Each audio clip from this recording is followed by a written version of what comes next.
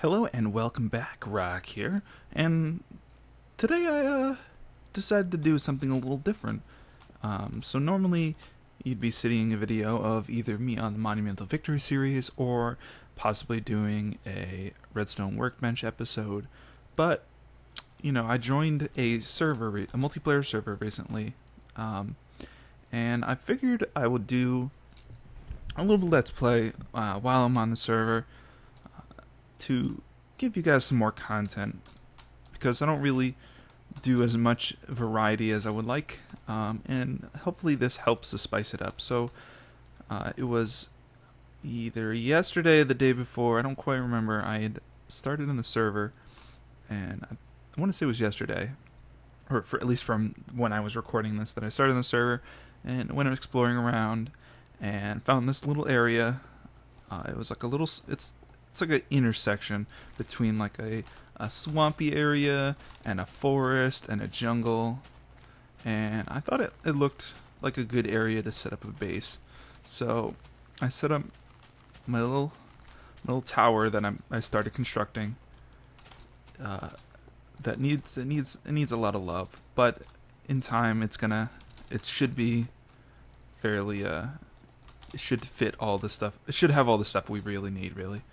And the plan is we'll have our tower and we'll have branching buildings off the tower, and we'll have essentially all the stuff that we really need. We'll have maybe a floor that has some cows and sheep and pigs, maybe, or one of each, and then other floors will have the others. We'll have wheat farms and melon farms and various other farms, and it should turn out pretty well. Now, one thing I'd like to mention about the server is that it is a heavily modded multiplayer server. So, as you can tell by my hotbar, I have some red tools, and you're not normally going to find red tools in Minecraft. So, these are ruby tools that you can craft using rubies, which is from one of the mods on the server. I don't know the extent of all the mods that are on the server.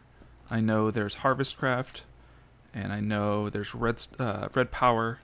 I don't know. One of the mods that that was suggested was I think it's NDI, or not enough items, and so we can kind of see how things are made and what they do. But it's a fairly heavily modded server, which should make things really fun, and at least a little bit more interesting than a plain vanilla experience. So from between I think yesterday, the day before, and today, I've been doing a lot of resource gathering to get ourselves in a good place that we can continue building our stuff. So I have a good amount of dirt. I got some marble, a little bit of stone brick. A little bit earlier, I went to the end, and I burnt pretty much a whole ruby pickaxe mining end stone. I don't know if we'll necessarily use them on our base here, but we might make a XP farm of some type in the end at some point, and we can use those to bridge over to a platformed area that we do our XP grinding stuff on. Some more random junk. We've got some good assortment of wood and saplings and planks. A little bit of food, not really a whole lot. We have a lot of minerals that we did mining. I did a lot of mining yesterday to gather a lot of minerals, so we got a good amount of tin. We have a lot of iron, so we should be able to be set on our equipment for quite a while. Some copper, some silver, some gold, sapphire, rubies, and emeralds. Now, I'm not 100% sure on how these compare to diamonds. They seem to be pretty much the same. But I've had a lot better luck finding these than I have diamonds. And then a little bit of nickelite. And with not enough items, we can get a view of what we can do with items, which is a really cool thing. Really cool things to see. So we got the sapphire. We can click the U button, which is the auto auto bind with it, and it will show us all the items that you can craft with the sapphire. So we can create a sapphire pickaxe, sapphire shovel, an axe, a sword, and then some various other tools, a hoe of course, and some various other tools that I'm not exactly sure of what they do yet, but I will find out in time. So we have a sickle, we have a handsaw, a block of course. So we got that, and then we have some harvest craft stuff, which is a lot of seeds for various different plants and stuff that you can find on trees and on the ground and such. So we have, blueberries, kiwi fruit, grape seeds, strawberries, cotton, etc., salts that you can find in mining, different saplings, nutmegs, and olives, limes, and honeycombs, and beeswax, and there's a lot of different things, and you can do a lot with them. So I can turn these cotton seeds into cottonseed paper, or I can use it with a bowl and create seed soup. So there's really a lot of things you can do with this, with the harvest craft, which makes things a lot more interesting. And of course it will take time to learn how a lot of these things work, but we have plenty of time with a series like this. So this is the basic outline of my tower. It's a 17. It's got a diameter of 17 right now. I'm not sure if I want to increase the size any. I might make it a little bigger. I might leave it as is, because I would like to do possibly some little pixel art on various floors to represent what the floor is. So say maybe a potion room floor might have a potion bottle in the middle, created out of wool. But we'll see. I think this is a pretty good size, and if anything, I might make it a little bit bigger, just to be able to make sure that everything fits. But we don't really have a huge amount of stone brick right now in order to continue creating our outer walls of our tower. So I think at this point we're going to head over to a cave, or possibly make our own, maybe a little strip mine, and start mining that way.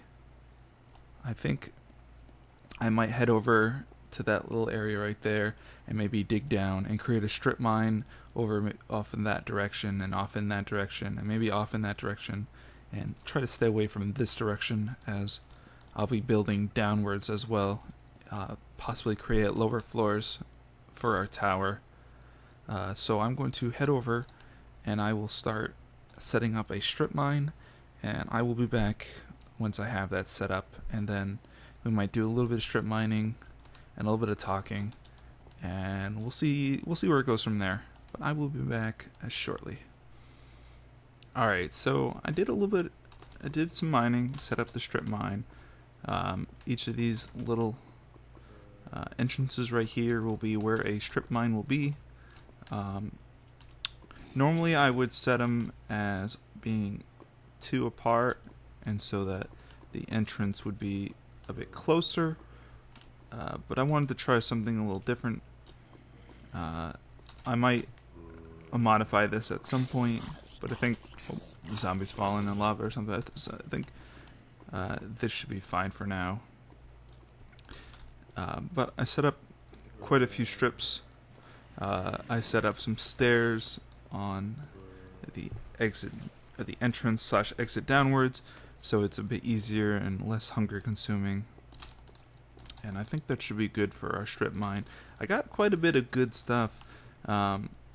I found 1 sapphire. I had brought a bunch of sapphires with me to replace my pick, but I found, a bunch of iron, a bunch of copper, silver, a bunch of nickelite, some gold, some tin. I found a bunch of slimes, and I ended up killing them, and those will come in handy for when we want to make some sticky pistons, especially when we want to set up an XP farm in the end. The sticky pistons will help out quite a bit, as really they're what we really need to set up the farm. The texture pack is a little different than you would have seen it before I cut. they're using the server. First of all, the server. I didn't mention this before, but the server is the Neceros Nation server. It's a public-private server, so you'll have to apply to be whitelisted. But I will give the information down in the bottom, the description. So if you're interested in potentially joining the server, you'll have the information there. But the server has, along with all the mods, has a 32 by 32 texture pack that's associated with it, which is what I'm using right now. I wasn't using it in the first part of the video, but because I forgot to change it back, but I'm using it at this part of the video. So I'm going to cook up the goods that I've got from setting up the initial mine, and then I will meet you guys back down in the mine and we'll do a little bit more talking.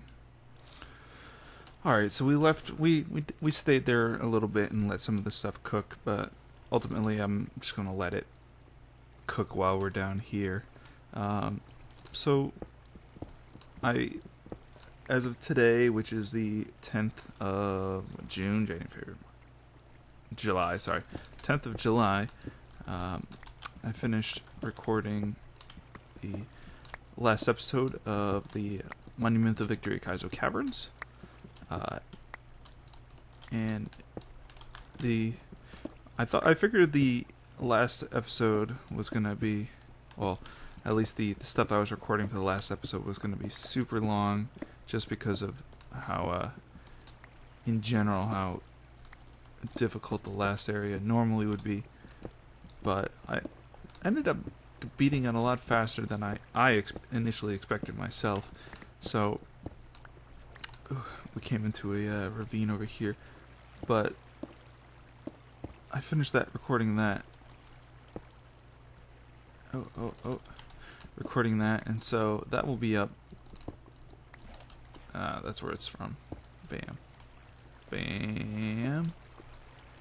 So I finished recording that, and so that will be out within tomorrow.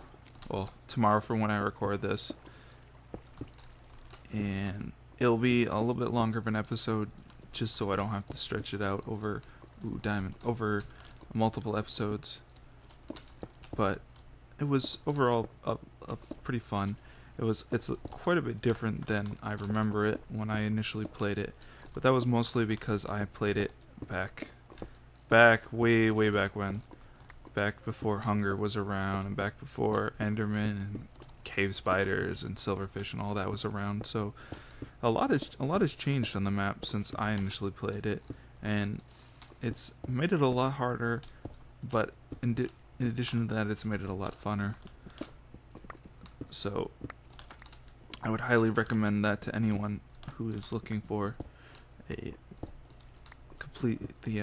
CTM style map to play.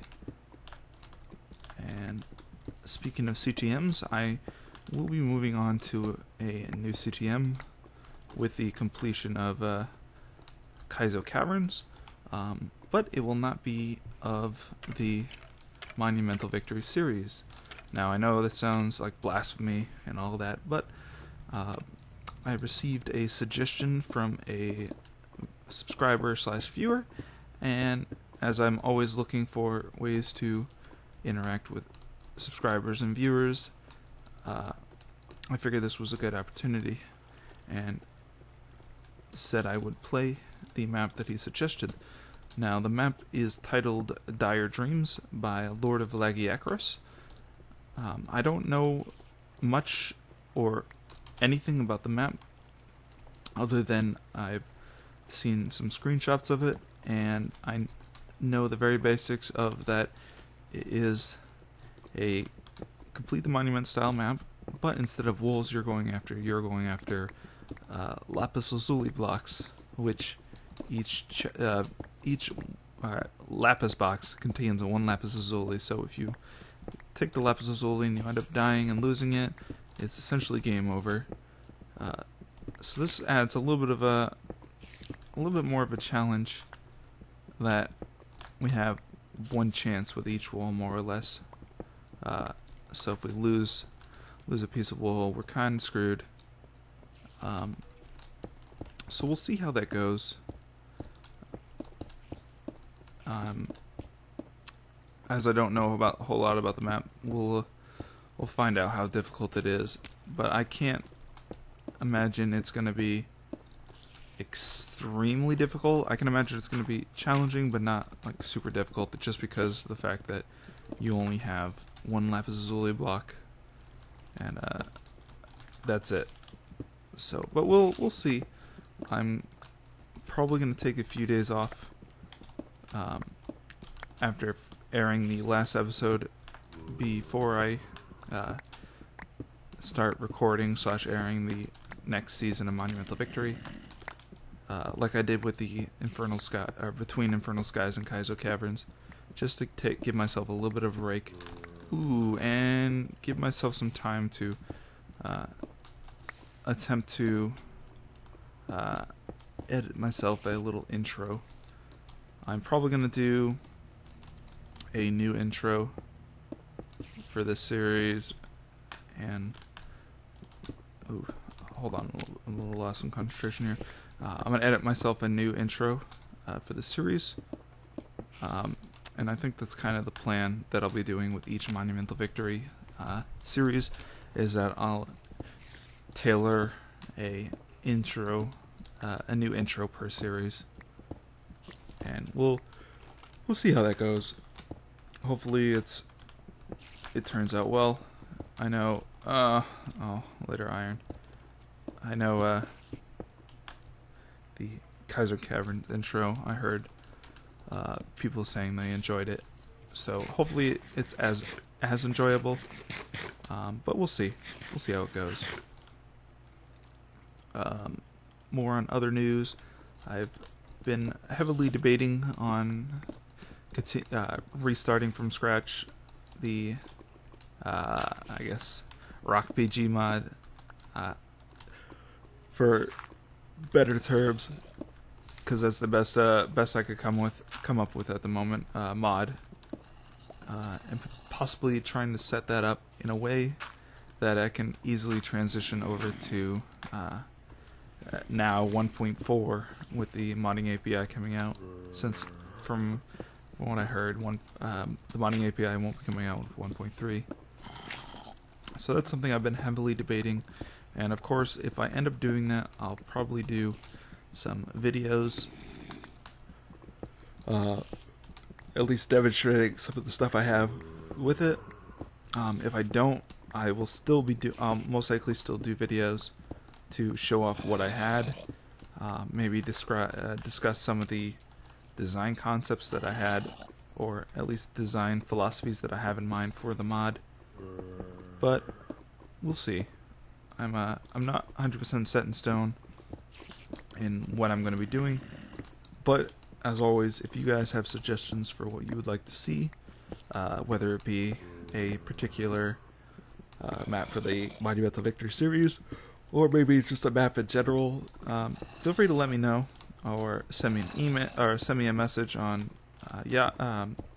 YouTube, or just leave me a comment. And I'm always more than glad to do maps that you guys want to see, as without you guys I don't really have a lot to do.